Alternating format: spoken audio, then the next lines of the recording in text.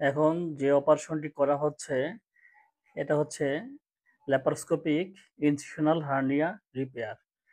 আর অপারেশনের নাম হচ্ছে আইপম প্লাস।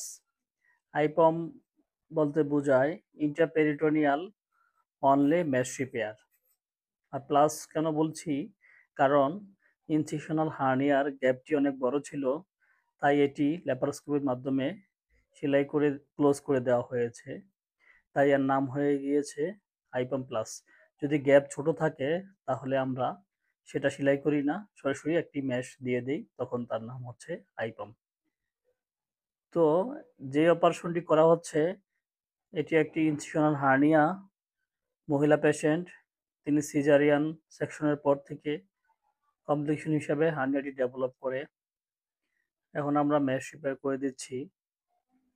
হার্নিয়ার কন্টেন্ট হিসেবে ছিল ওমেন্টাম। ওমেন্টাম আমরা রিডিউস করেছি, রিডিউস করে উন্ড গ্যাপ টাচ ক্লোজ করে দিয়েছি পোলিন নাম্বার 1 সুতা দিয়ে।